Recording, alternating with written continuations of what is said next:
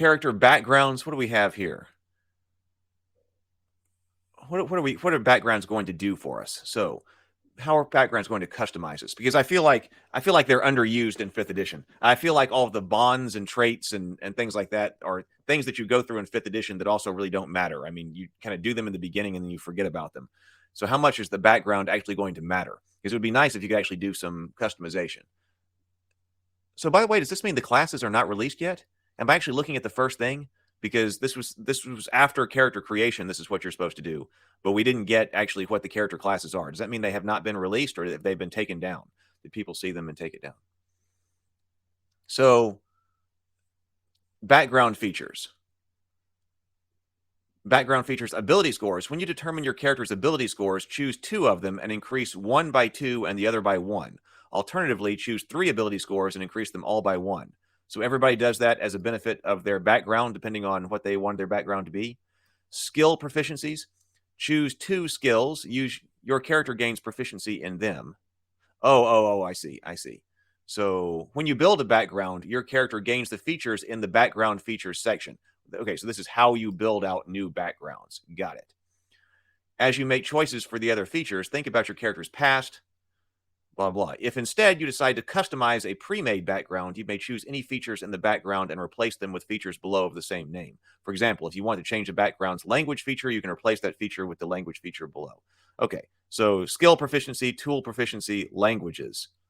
So here we have as an example, as a sample, the Acolyte, +2 wisdom, +1 intelligence, insight, religion, calligrapher's supplies, knows celestial, and has the magic initiate feat. You devoted yourself to the service of a temple, either nestled in a town or secluded in a sacred grove. There you performed hallowed rites in honor of a god or pantheon. You served under a priest and studied religion. Thanks to your priest's instructions and your own devotion, you also learned how to channel a modicum of divine power in service of your place of worship and the people who prayed there. And here is starting equipment. Okay, so here's what I wonder about this.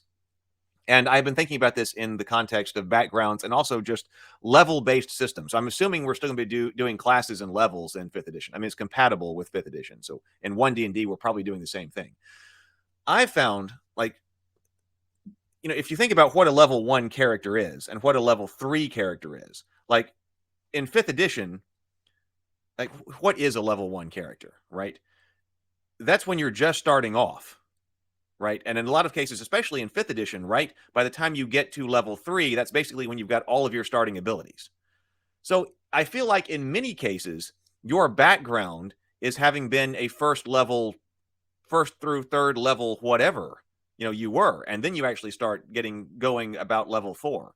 So when I think about being a background, I think about being a cleric. That's what I'm trying to say here. For instance, as an example with this acolyte, say you are going to be a cleric.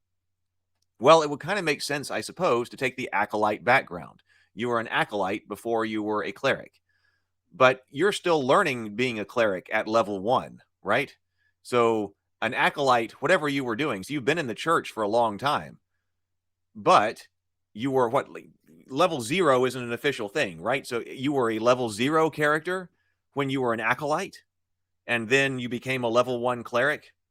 I mean, to me, it kind of seems like the level 1 the cleric should be, it's kind of like the acolyte. And to me, it gets crazier or crazy.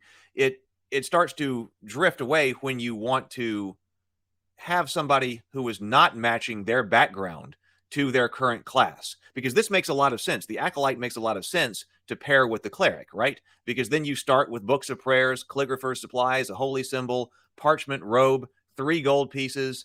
You know religion, insight, are proficient with calligrapher's supplies, know celestial. I mean, this kind of sounds like something that a cleric should have. If you don't take this and you're a cleric, are you actually hindering yourself? Because I did that. Look, a cultist. Oh. Good. Glad we have the cultist background here. Are you hindering yourself if you do that? Because I was thinking I wanted to play a necromancer. I was playing the half vampire necromancer. I forget the name. The half vampire necromancer. And I wanted this person to be very religious in the Gothic sense, and of course obsessed with death, because there's the vampire element, but life and death and living among humans, and also has this religious aspect to it because there's in traditional Gothic horror, you talk about vampires either going to hell or being from hell, and I wanted that vampire to be kind of obsessed with that because he had this religious background. And so I think I did something weird, like took the acolyte background or something with my wizard, and then really didn't work. Like that didn't really work because I was supposed to have other kinds of things with my wizard because I had like insight and religion, and I didn't have like arcane insight or something. So I feel like if you're going to do backgrounds, we need to be sure that every background can go with every class. And this is a background that you're supposed to be doing before you were level 1. I mean, that's young. That's young, right? So that's the kind of thing that I think about when we're thinking about backgrounds. Like, it just seems like guard, that makes a lot of sense for a fighter, right? Does it make sense if you're going to be a fighter and then you start off as a farmer? I don't know. Let's see what people are saying. Innerlight says, so in a game I'm making, a background social talents have time requirements. So a background is a bit more than just a background, but some of them do allow for certain quests advantages. Yeah. And I think it becomes most interesting if you have some kind of background that is not paired with your character class, right? Because then you can have the cross, they can cross, and you can potentially come up with a more interesting character as long as you don't necessarily, really need to pair a certain background with a character class. And if you do that, then you should just have it with the class. I think anyway. And also, like I've talked about on YouTube before, like, should there be first level paladins? What is a first level paladin? Does that even make sense? Right? Or should you have had to actually do other things and be a mighty adventurer before you become a paladin? That's what Hackmaster does. And there are things that I like about Hackmaster. We're going to have to look at Hackmaster on the live stream as well. But like, you can't be a paladin until you have been a knight. You can't get your first level in paladin until I think you have like 5 levels in knight. And you can't be a knight until you've at least like a 5th level fighter or something like that. I may have that off a little bit, but if you want to be a paladin, you got to start off as a fighter, and then you got to make sure that you do certain things in order to become a knight, and then you got to do certain things in order to become a paladin. So by nature, by their very nature, paladins are high level, great warriors, and that you've demonstrated that. Now, the downside to that, of course, is that if you just want to play a paladin, then you can't just start a paladin, right? So if you can start a first level paladin, then you can. But on the other hand, my preference there would be to make it easy to be able to start at higher levels if you're using level-based systems. Everybody wants to play the equivalent of a 10th level character or something like that. It should be easy to create those characters. So now you can start as a powerful knight, a powerful wizard, a paladin, that kind of thing, without always having to start at level 1 as whatever. Especially for one-shot games or 2 shots where you're just trying to have the maximum amount of fun and the maximum amount of adventure in 3 hours. Andrew says Farmer would have the strength and constitution to be a fighter. Also would make sense that he would be a level 0 as he has the physical body but no skills. Yeah, that would make sense to me too. But what's the difference? So if you say I'm a fighter, I'm a level 1 fighter, and I'm going to start off as a farmer.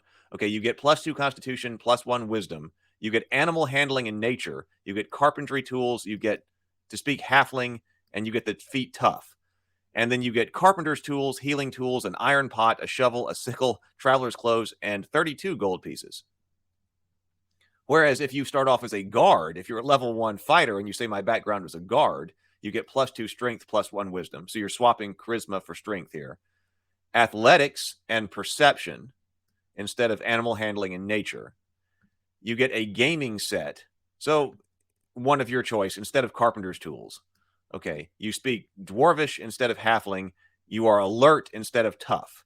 So right there, I'm okay with that. We got one called farmer and we got one called guard. And I could see people wanting one or another. There's probably other ways to get skill proficiencies as well. So if you want to be a fighter, you probably need athletics or probably want athletics. So you're not getting it free over here. Maybe there's some other way then in the one D&D then to make sure that you can get other skill proficiencies. And pick the one that you want to make sure that that's right. So, but then your equipment's going to be different here. So equipment, and this is kind of what makes it tough, right? Because you get crossbow bolts over here, a gaming set that we talked about above, a hooded lantern, a light crossbow, manacles, a quiver, a spear, and traveler's clothes, as well as 12 GP. I guess you get maybe the idea is that you get more gold pieces over here so that you can buy your weapons. Because like, which one of these loadouts would I rather have as a level 1 fighter going to adventure? I think it would definitely be this over here. Iron pot, shovel, and sickle. Maybe not quite as useful. There might be rules for sickle as weapon if they're intending that to be the weapon. I suppose so. But I was wondering why farmer has so much gold. That could be it. They're compensating the farmer so the farmer can go and buy weapons and armor. There's no armor over here, but you go ahead and get some weapons, but you get 12 gold pieces. Maybe that's what's going on. See, and like background of gladiator. If you're a level 1 fighter, how old are you supposed to be if you're a human? And you've already been a gladiator? I suppose you could be if you were in that House of the Dragon episode where they had the kids fighting in the pit. I guess then you would have a background as a gladiator. Yeah, when I was 8 to 12, I was in a gladiator pit.